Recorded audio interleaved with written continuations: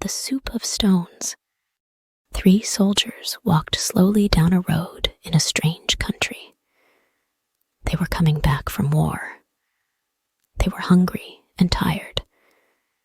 They hadn't eaten anything in 2 days. The first one said, "I'd love a good dinner tonight."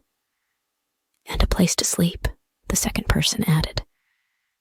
"But none of that is possible," the third said. "We need to keep going." They kept marching. They looked ahead and saw the lights of a village. "Perhaps we'll find something to eat there," said the first, "and a loft to sleep in," the second person added. "What the heck? Why not ask?" said the third. The people who lived there now were afraid of people who would try to strangle them. They talked to each other when they heard 3 soldiers coming down the road. "Look, 3 soldiers are coming." Soldiers are hungry all the time. We don't have much for ourselves, though. They quickly hid their food. In the attic, they put bags of barley under the hay. They put milk-filled buckets down the wells. They put old quilts on top of the bins of carrots. They hid the potatoes and cabbage under the beds. In the basements, they hung their meat. They hid everything they had to eat. After that, they waited. They first stopped at Paul and Françoise's house. They said, "Good evening to you.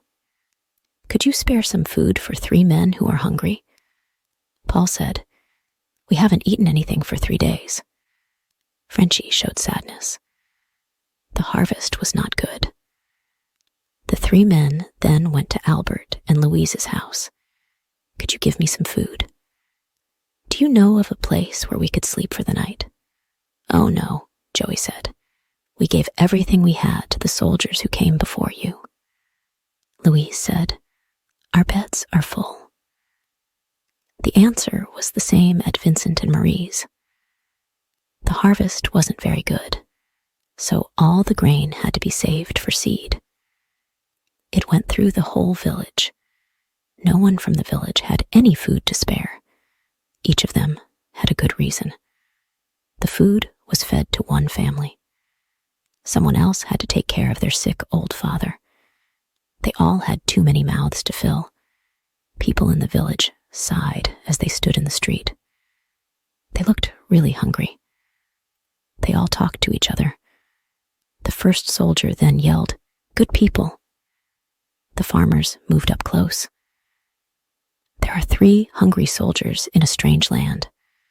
You don't have any food, even though we asked for it. Then we need to make stone soup." The farmers looked at him.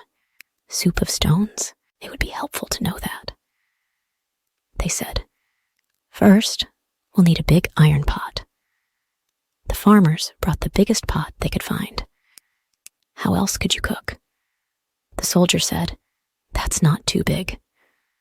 But it's good enough. Now add water to fill it up and fire to heat it up." The pot was filled with a lot of water. In the town square, a fire was made, and the pot was put on to boil.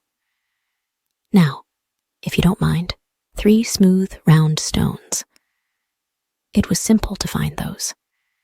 People in the village got wide eyes as they watched the soldiers throw the stones into the pot. "Any soup needs salt and pepper," the troops said as they stirred the soup. The kids ran to get pepper and salt. These kinds of stones usually make good soup.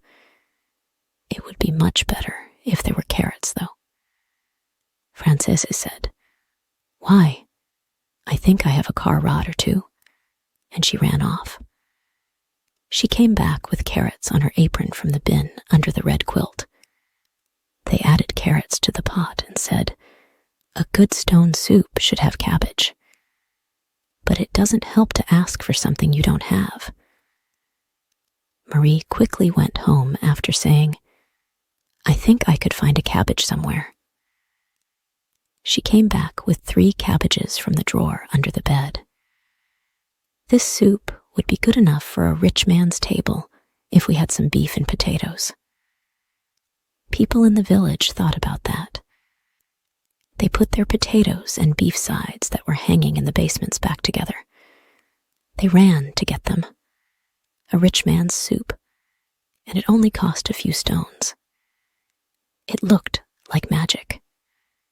Ah, the troops sighed as they mixed the barley and milk into the beef and potatoes.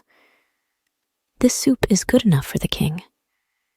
He did ask for just that kind of soup the last time he ate with us. People in the village looked at each other. The men had fun with the king. Well, but it doesn't help to ask for something you don't have. The men sighed. The farmers got their milk and barley from the wells and the barns. The peasants just watched as the troops stirred the barley and milk into the hot broth.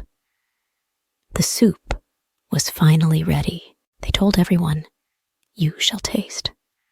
But first, we need to set the table." It was set up with big tables in the square, and there were lit torches all around. What a soup! It smelled so good, really fit for a king.